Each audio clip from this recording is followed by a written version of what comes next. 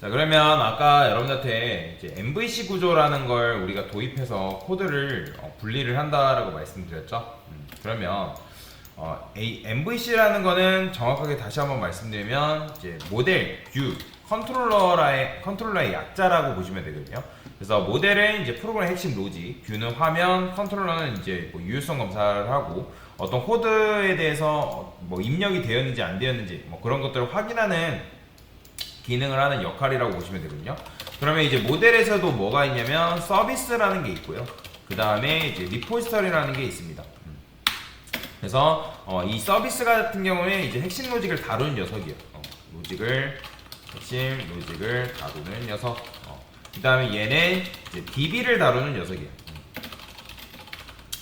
DB라는 거는 이제 데이터베이스를 다루는 녀석이라고 보시면 되는 거예요.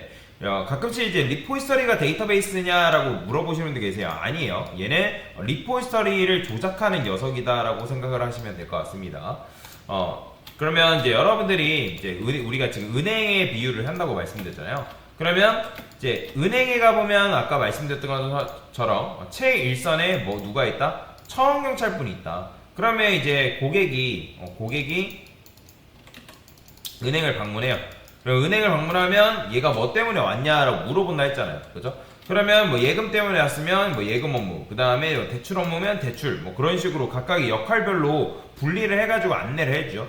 그러면 은행에 앉아있는 요 앞에 있는 사람들, 그러니까 뭐 은행원들이죠. 그럼 은행원들이 모든 일을 은행원들이 다 처리를 하냐? 뭐 물론 이제 처리를 하는 경우도 있지만 굉장히 중요한 경우에는 여러분들 은행 보면 뒤에 누가 앉아 있어요? 조금 과장급 인사들이 여기 앉아 있죠, 그죠? 그러면 그분들이 여기로 가서 어디로 가요? 과장급 인사한테 가가지고 어떤 중요한 거에 대해서 이걸 할까요 말까요에 대한 결제를 받는다라고 보시면 돼요. 회사도 마찬가지죠. 회사도 여러분들이 예를 들어서 신입 직원이에요. 그럼 신입 직원으로 갔을 때 그 신입 직원이 뭐 대리한테 물어보고 뭐 대리가 뭐 과장이라든지 뭐 부장한테 부장까지 가기 전에 이제 뭐 과장님한테 물어보고 그죠? 그런 식으로 하잖아요. 뭐 과장님 부장님한테 그다음에 부장님이 다시 과장한테 말하고 과장이 뭐 대리한테 대리가 뭐 신입 사원한테 뭐 그런 식으로 이제 일 처리를 내려주잖아요. 일을 보고하고 일을 내려주고 뭐 그런 식으로. 그러니까 마찬가지로 이제 은행원들이 어떤 요청에 대해서 예를 들어서 여러분들이 뭐 대출을 받고 싶어요. 그러면 대출에 필요한 서류들이 있을 거 아니에요. 뭐 도장이라든지 그 다음에 뭐 월급 명세서라든지 그러니까 급여 명세서 그죠? 뭐 그런 것들을 이런 것들을 가져와야지만 통과시킬 거 아니에요. 그죠? 이런 것들을 안 가져왔으면 뭐 도장 가져오세요. 또는 이제 월급 명세서 가져오세요. 또는 뭐 내가 4대 보험과 관련된 거 가져오세요. 뭐 여러 가지 서류 가져오라고 하란 말이에요. 한단 말이에요. 그러니까 마치 이런 거예요. 여러분들이 로그인을 한다 했을 때 로그인도 뭐가 필요해요?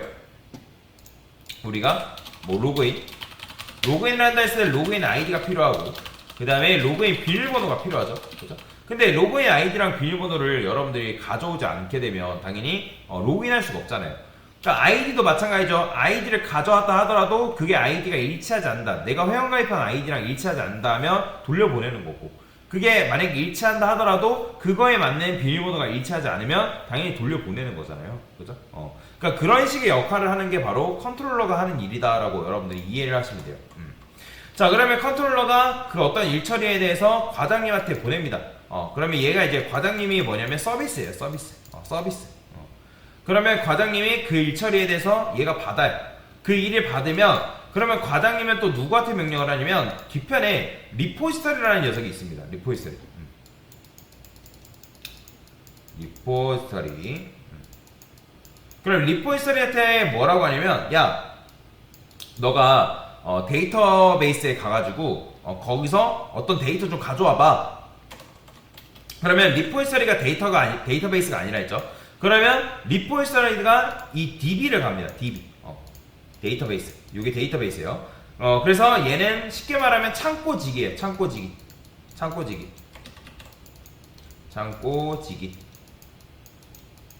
서비스의 명령만 받는 창고지기예요. 그래서 리포지터리가 서비스의 명령을 받아서 데이터베이스로 가서 어떤 데이터에 대한 결과물을 뭐한다? 가져온다라는 거예요. 그러면 그 가져온 결과물을 누구한테? 서비스한테 넘겨주는 거고, 서비스는 컨트롤러한테, 그 다음에 컨트롤러는 결국에 이제 고객한테 보여주는 거다라고 보시면 되거든요. 그러니까 마찬가지예요. 고객이 어떤 큰 금액이 필요하대요. 그러면 그 금액에 대해서 은행원이 그걸 이제 결제를 받죠. 필요하다. 그러면 서비스가 리포지터리한테, 야, 너 창고 가가지고 거기 그 은행 금고 가가지고 금덩어리, 돈덩어리 가져와봐. 그러면 얘가 거기로 방문해서 그 돈덩어리를 가져온다라는 거죠. 그러면 그거를 서비스한테, 서비스가 이제 컨트롤러한테, 얘는 아까도 말씀드렸지만 컨트롤러. 자, 그런 식으로 요청을 하는 거다라고 여러분들이 이해를 하시면 돼요.